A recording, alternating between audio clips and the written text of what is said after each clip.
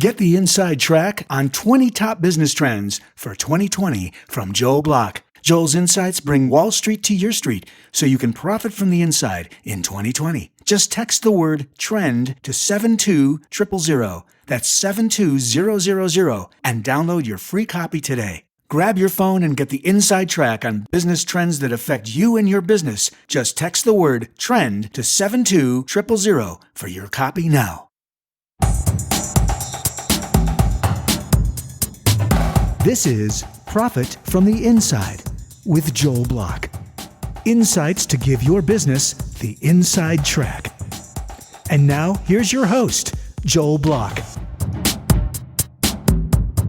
Every sales manager and executive team has to worry that from time to time their salespeople are too pushy, and they wonder, how is it that we make sure our people are seen as helpful and not as scavengers? Well, to answer that critical question, Lisa McLeod. Lisa, welcome to the show. It's a pleasure to be with you today. So that is, I would say as far as sales go, that's probably about as basic of a question as it gets. That is a really, really good question that somebody brings to us. How is it that we don't, we need these sales so badly, but we don't want to seem as too desperate and killing the people? So is it a fine line? Is it a very broad line? I mean, where are we? It's actually not a fine line at all. There are two distinct differences that are emerging right now in sales. And those are the people who are there to simply get the revenue right now versus those people who are there to truly help the customers. And the thing that happens is when you're doing this, especially over a Zoom call, where all the niceties of the coffee and the handshakes and all of these things are stripped away, sellers who are desperate to close business, not only will they not close business, they will erode your brand reputation. Well, I have to imagine on Zoom, I mean, we're all kind of like, okay, let's just make it happen and get on to the next thing because we got a lot of Zoom calls back to back, unlike appointments, which you can only do a couple of them in a day, if you got to drive around or whatever. So clearly enough, though, if the company instructs a salesperson, you must make a certain quota. That's got to lead to that desperation that you're talking about. It absolutely leads to desperation. And I want to be really clear. People don't need to waste customers' time on Zoom with a bunch of, hey, let's have virtual coffee. But I want you to compare and contrast. Imagine two salespeople are about to call on you.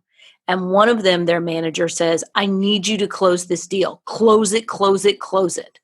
And the other expresses urgency, but they express urgency about something else. They tell that seller, our customers need us. I want you to get in there and find out how we can help these people and be as proactive as you can. Which of those salespeople would you rather have calling on you? They both have a sense of urgency. Yeah, the one that's going to look for the problem and solve the problem. That's right. They both have urgency, and that's what people need to understand. In our research, what we found was the salespeople whose mindset is around closing it will be perceived as aggressive. The salespeople who have urgency around solving the customer's problem will be perceived as assertive, but they will be perceived as assertive on behalf of the customer. But these concepts are not mutually exclusive either. I mean, because what I just heard you say, there's not one or the other. It's one and more. It's close the sale, but find out all about the problem that you can. Yeah, psychologically, it's an ordering thing because here's what our studies have told us. Salespeople who sell with what we call noble purpose, whose primary intent is to improve life for customers, outsell salespeople who are focused on targets and quotas. And so the revenue follows the purpose. But what happens in today's environment is people forget that we're about making a difference to customer. And that story gets put to the back burner. And your salespeople show up and they're not differentiated. Because if I've told my salespeople, close it, close it, close it, how interesting is that for them to go spew quota breath all over the customer? It's not very interesting. Not great. So who needs the training? The salespeople or the sales managers or the sales executive, vice presidents in the company? I mean, who needs help here? It all starts with the sales executives. And so what happens is we'll look at salespeople and they'll say, oh, my salespeople need training because my salespeople are just going in and they're feature dumping and they're talking about us and they're not talking about the customer. But when you dial that back and you look at how are the sales managers interacting with the salespeople, and I'll give you a prime example, pipeline review. Sales manager asks, when are you going to close it? How much is it going to be? Well, two really important questions, but back to your both and thing. Those questions, not enough. What we train sales managers to do is ask, when are you going to close it? How much is it going to be? And how will the customer be different as a result of doing business with us? That points the salesperson in a different direction. Back it one up, sales leadership. Sales leadership, the story has to be, how are customers better as a result of doing business with us? When you say how a company is better, I think an easy way to say that is what's the customer's problem? Mm-hmm. And what are we going to do to make that problem go away for that person? Yeah. I mean, that's my language. I mean, I'm not changing yours. I'm just saying that's how I would say it. Sometimes it's what's the customer's problem. One of the things we've seen, though, with some of the companies we've worked with is they're not solving a problem that's been articulated by the customer yet. They're selling the customer what could be. Because, like, for example, I didn't know that I needed an iPhone until I saw Steve Jobs on stage show me one. And so in a lot of cases, the customer may have a well-articulated problem, but oftentimes they don't. They're not achieving what they might achieve, but they haven't even thought of the solution that you have in front of you. And so what we say is you've got to not only be able to solve the customer's problem, but you've got to be able to go in and identify how you can improve them in ways they may not have even thought of. Yeah. Well, I would imagine that companies like Apple that are selling these incredibly innovative products, Mm-hmm. they must have a line of reasoning for this. Because the truth is that nobody needed an iPhone. Now, they may have wanted iPhones once they start seeing them. And there is an underlying problem, by the way. My problem is that I need to be on the cutting edge. I need to be one of my friends that is the fastest adopter of these things. So, I mean, there is a need-based thing behind it. But at the end of the day, it's like, I really, really want that. And that's it's what it can do for me. And I'll tell you, one of our clients, it's not always cutting edge. One of our clients is a concrete company, and they don't have better concrete. But what they have is they have clarity about their noble purpose. And in their case, it's, we're going to redefine expectations for this industry. We're going to be. Well, let's keep going with this one, because that's this other stuff is so easy to see. Something in concrete and a commodity and some kind of these old line products a little harder to see. So what's a noble purpose that's related to concrete or something, building material or something? So no matter what your business, your noble purpose is how you improve customers. It's about the impact you want to have on customers. And I want to draw your attention. I'll use this concrete company as an example. We want to be the number one concrete company. It's a nice goal. It's not a noble purpose. We want to be the best provider, not a noble purpose. Noble purpose is we are going to redefine the way customers experience contractors. That is a game changer. And from there, you say, well, what does that mean we have to do? You ask a whole series of questions. If we're going to redefine it, that means our people have to look differently, speak differently. We have to quote jobs differently. We have to have different standards for cleanup and different standards for turnaround times. So it becomes a series of things that this company can do. And this is a real company. It's Foundation Support Works out of Omaha, Nebraska. They are on our website, and they have become a best place to work. They have become leaders in their industries because they didn't just say, we want to be a good company. They said, we're going to redefine this whole experience for customers. See, what's so powerful about that is that that's a really hard business to be imaginative. Yeah. And I salute those guys for being imaginative, because that's a really hard industry. I mean, because if you're focused on the product, the concrete, because the concrete requires a service too. You got to make the concrete, or you got to get it to people, or whatever. You got to somehow. It's not just the product that you come pick up. I mean, there's another component to it, and I think that's spectacular. Give us another one. Let's look at another industry that's complicated to think about this. So another industry that we work in a lot is financial services, and we have a bank client. And this particular bank is Atlantic Capital Bank out of Atlanta, Georgia. They're a commercial bank. And so they said their noble purpose when we worked with them was we fuel prosperity.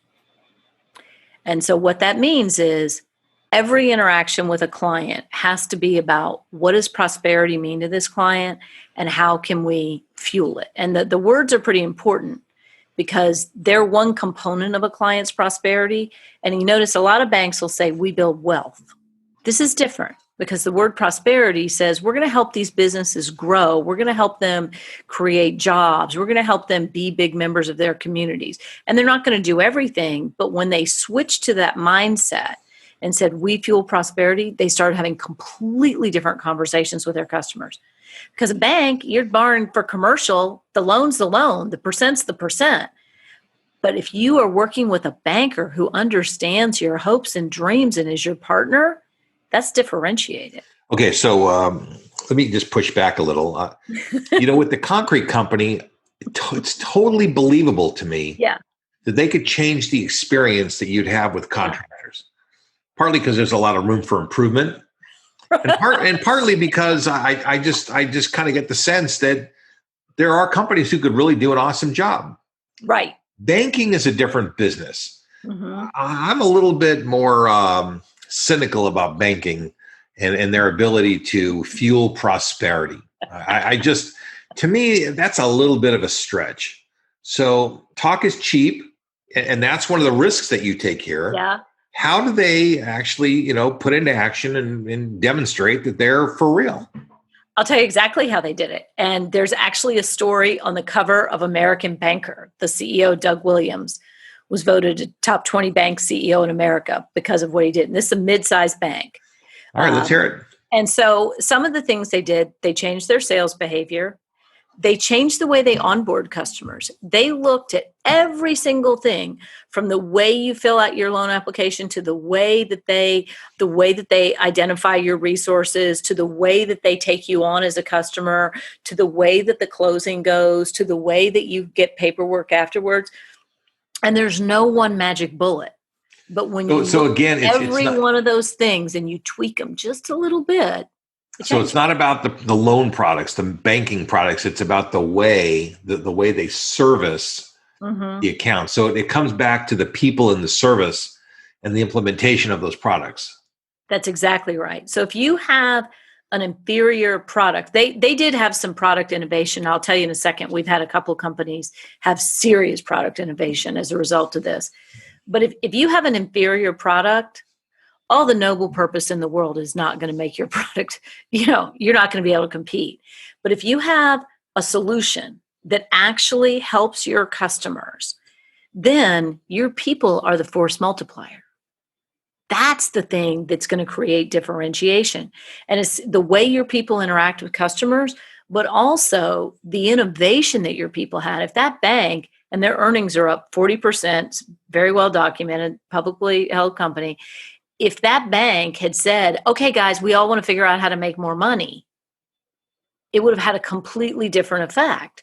But instead, they point everyone strategically and tactically towards how are we going to fuel our customers' prosperity? And the ideas just start flying. That's what happens. Have you ever had a situation where a company came up with a noble purpose that just wasn't that great, that just didn't work out for them? Yeah. I have.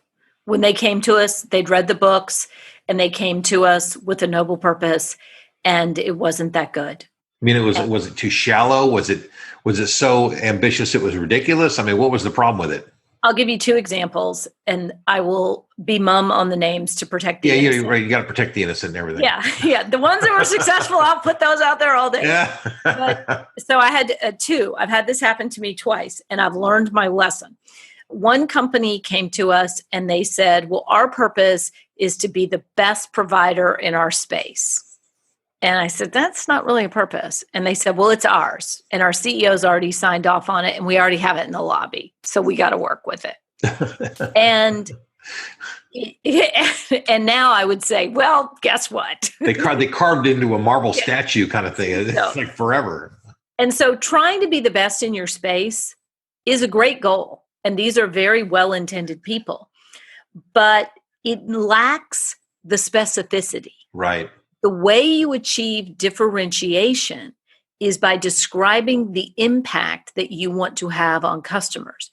And again, we fuel prosperity is only 3 words. Redefine is only 1 word. But what it captures is what's going to happen to the customer, how the customer will be different. We become number 1 doesn't say anything about customers. So that's one way. The other way that someone else came to us and they had read the book and they were all excited and they said, well, we already have our purpose. It's we make a difference. And so I was like, well, the sentiment is good, but I mean, it's better than saying, nothing, but they hadn't captured the specificity.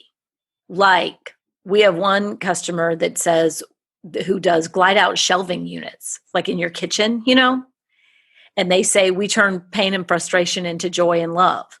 That has some specificity. You're all annoyed because you can't get your pots and pans. You get all these glide outs and all of a sudden you like cooking a lot more. Like that's clear, but we make a difference.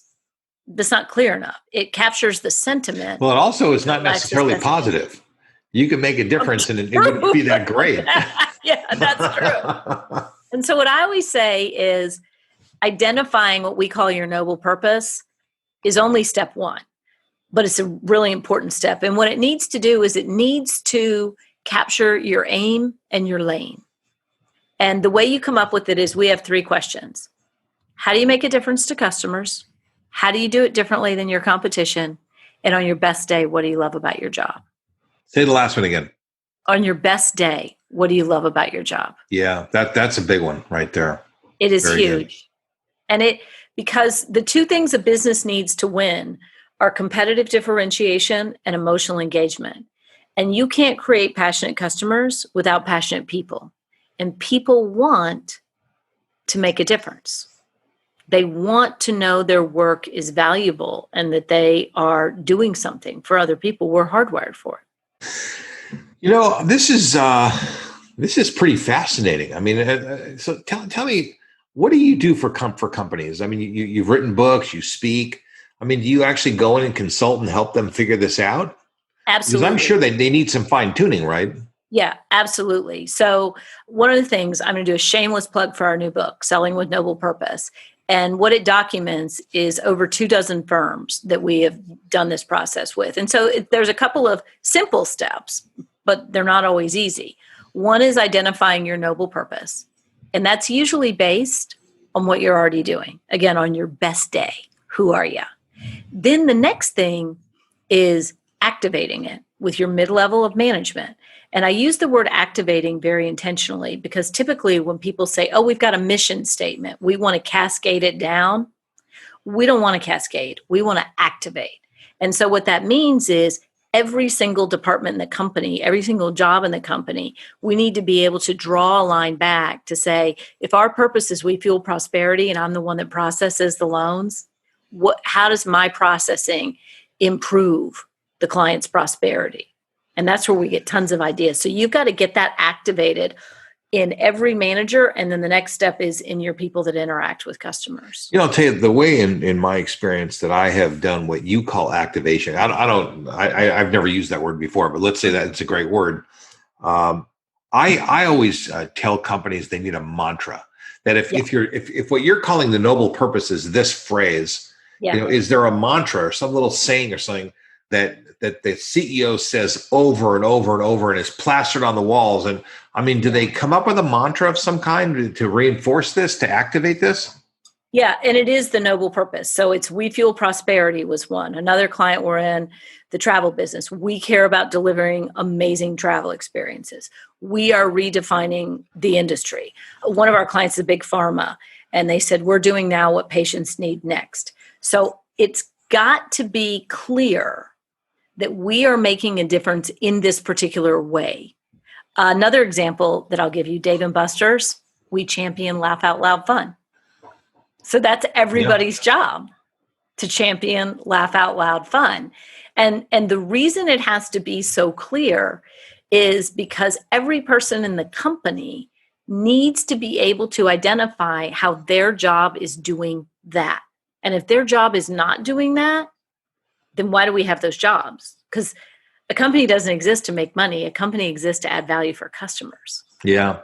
As much as any inside track I've ever thought about or heard about, I mean, this so closely lines up with my philosophy. This is absolutely the inside track to selling and success with getting your company to align with other companies. In the old days, it's like in the 80s, 70s, or maybe earlier. I don't know. I wasn't around before that. But, in the old days, selling was really different. But now selling is really kind of helping. I mean, selling is really kind of working with customers to solve problems. Customers and companies can do things together. But there's another angle to this. When you talk about having this whole noble purpose, which I call cause. I mean, I have my own language that kind of describes something less eloquently than yours, by the way. You have done a very marvelous job here. But vendors and other people, you say to the vendors, "Hey, listen, do you want to have laugh out loud fun? Yeah. Well, then get on my side of the table instead of sitting That's across right. the table, and let's work on this together." And it's a way of creating camaraderie, teamship, team spirit, whatever you want to call it. You can come up with whatever names you want. But then you tell investors, "Hey, listen, this is what we're about," because I'm in the business of raising money. So you tell investors something like this, that goes a long, long way. It So absolutely I does. think you are absolutely hitting on the inside track with all this kind of stuff, that this is the best, fastest, and smartest way to get people to get on your team, get on your side, want to do business with you. It almost creates like a lay down sales process. Yeah. And some of the favorite work I've done has been with startups in early stage. So we've worked with some companies like Hootsuite in the early days. Revenue grew by like 2,000%. And it was about really telling the market and your team, here is how we make a difference. And it becomes compelling. And there's data to back it up. Companies with a purpose bigger than money outperform the competition by 350%. There was new research out of the University of Michigan, or Michigan State rather, that said salespeople who have this sense of noble purpose, who are part of a cause bigger than themselves, put forth more effort and are more tenacious and more resilient. And if ever was a time you need your salespeople to be tenacious and resilient, it is right now. I totally believe all this stuff, by the way. I mean, I am 100% with you that when there is a cause or a noble purpose or whatever the words are, that everybody's more engaged, because people really want to be part of something that's bigger than themselves. Mm-hmm. We all need a paycheck. We all need to do our job and everything. But that's kind of like the basic level. But at a higher level, we want to make a difference. We want to know that going to work the world's a little bit better because I went to work today. Right. Well, and how I actually first landed on this was 10 years ago. I mean, it rings true with what we know from our own experience.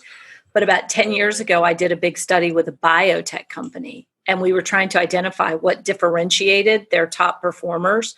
And this is back before people were really talking about purpose at work. And we did this field study, all these salespeople, and one salesperson told me a really emotional story. I said, "What do you think about when you go on sales calls?" And she said, "I always think about this one patient," told me this emotional story about this grandmother that had come up to her in the doctor's office, said, "Thank you for giving me my life back." So she told me this biggest story. And she said, "I think about her." So at the end of the study, it was a blind study where we were supposed to see not only if we could identify what separated the top performers, but we didn't even know who the top performers were. And when we came back, and the biotech company said, "Who do you think our top people are?" And I had pegged 5 people that had this sense of noble purpose. And I said, "I think it's these 5. And as it turned out, I was right. That was the difference between good performance and exceptional performance. And that to me, that was the tipping point. That was 10 years ago. And I knew I was onto something. But they said, "Well, how did you know?" And I went, "I'm not sure, blah, blah, blah, blah, blah." It took me another decade to do all the research and use the models and figure it out. And I'm going to get back to you. Yeah, listen, that's right. I hate to say it, when you start counting in decades, you've got a certain amount of wisdom. That's how we'll talk about me now as wise. But that I just think this is so powerful. Let's talk about how does a company go about getting this? How do they go through the process where they can convene a meeting in the boardroom and there's a leader or let's say you're not involved, they just want to do it by themselves. Mm-hmm. How do most companies go about doing this? They may not get it just right, but how do they at least start the process? So I'll tell you the way to start it, and it's not the boardroom. The way you start it is the way we start it, and a company can do this on their own, is we interview the people who interact with customers, and we interview the customers themselves. Because what tends to happen when people start this is they're trying to come up with a sexy tagline. And that is not. Well, that's part of the problem is that you could tell from the ones you've come up with, the goal is to be cute and smart and friendly and witty. One of them was really, really good. I can't remember which one. One of them was the pharmaceutical one was really good. Yeah, and I didn't come up with that one. Yeah, they did. That one, those are word professionals. Clearly, the way they put their words together, that was a really good one. What was that one again?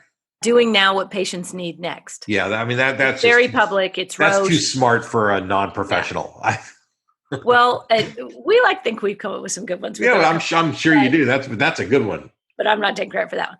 But they, so what you do, see what happens. Let me tell you what usually happens is people sit in a conference room, they've got the board or they've got the senior leadership, and they say, let's come up with a purpose statement. That's not where you're going to find your best purpose.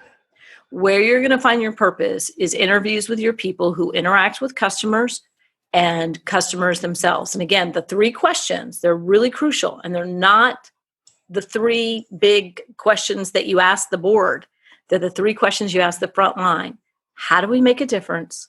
How do we do it differently? And on your best day, what do you love about your job? And are those people answering the question from their perspective or from the customer's perspective that they've interacted with? You want them to answer the question, how do we make a difference? How do we do it differently in the competition? And then you also want the customers to answer. So I'll give you an example of 2 companies that I was involved with. One got it right and one got it wrong, why it makes a difference. Mars Pet Care and Purina. The pet food wars, it's a real thing. Mars Pet Care decided that their purpose was create a better world for pets. And Purina said that their purpose was better with pets. Now, I want you to hear the difference in those 2. They sound the same. Same again. One is make a better world for pets, and the other is better with pets. Which one would drive behavior? Make a better world for pets. Ding, ding, ding. And that is why Mars overtook Purina. Because if everyone in your company says our job is to make a better world for pets, Mars decided, well, we need to start looking at pet health. Much more lucrative market than the grocery store wars on, dog chow. So make a better world for pets is something people can join. It's something that people can believe in. Better with pets is a cute tagline, but it doesn't drive behavior. Right. So that's why I think of it as a cause. It's something that you and I can do together to make the world a better place.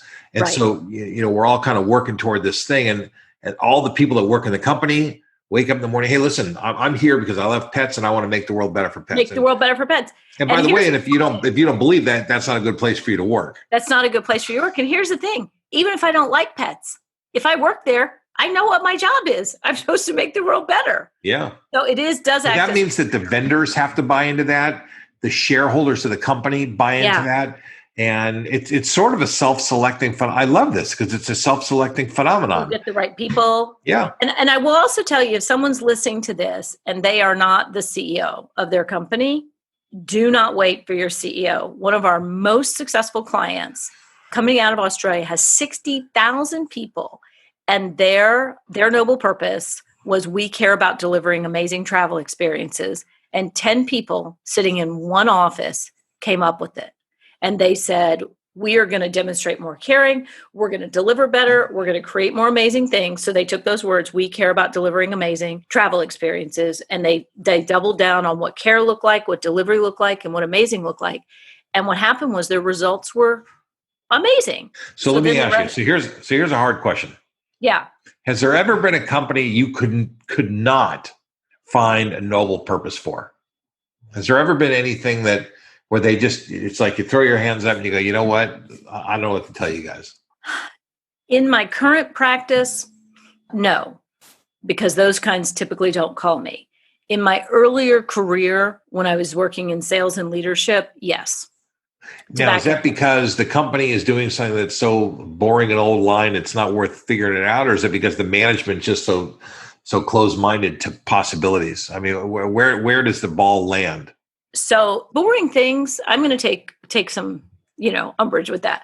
If you're doing something, your customers are buying it, you're probably adding value. If you're selling cigarettes, I'm going to have a hard time getting on board with you.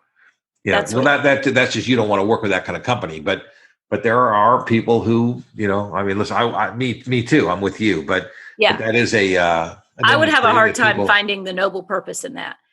Having said that, we've worked with accounting firms. Look, just because you don't like cigarettes doesn't mean that there aren't people who like them. And hey, listen, we make the best cigarette for people that like cigarettes, and however you phrase that. So I'm not telling you to spend your time doing it, and you've got your own philosophy and your principles. Yeah.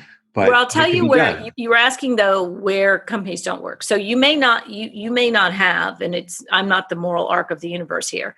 You may not be doing something that most people would deem noble. Just because it's boring doesn't mean it's noble.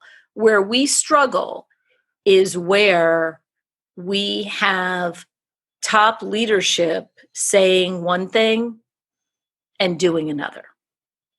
Like we've had some companies where people were old school and it was a slog and it was difficult and it took longer and we faced a lot of uphill battles. But if we have those senior leaders on board with it, even half of them, we can get through that. It's where senior leadership says, oh, you go be noble purpose, but me, I'm working for my bonus. And that's all I care about. That's going to be a big problem. That goes back to what we were talking about in the middle, say one thing, do another. So kind of what I hear is that, for you, that there are some things that don't work. If it's all talk and no action, that doesn't work. If you personally just can't line up with it, you can't really advise companies you don't line up with. And, listen, I'm kind of similar. I think the best advisors and other people that kind of line up the same way. But because it's a little different than being an accountant. You can account for anything, but when you got to be creative and really add a layer of something. We got to get people excited. And you kind of got to be all in. I love the companies that people think are boring.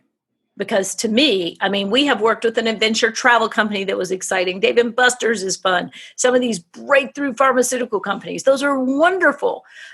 And I also really like working with the concrete company and the bank, because those are things that everyday people go to work there and they deserve to feel excited about their jobs. Yeah. We've worked with a plumbing company. You try living your life without plumbing, concrete, or banking. You can't do it. So those are really valuable services. Well, listen, Lisa, you've been awesome. And I really, listen, you have absolutely delivered the inside track. That's all we ever want.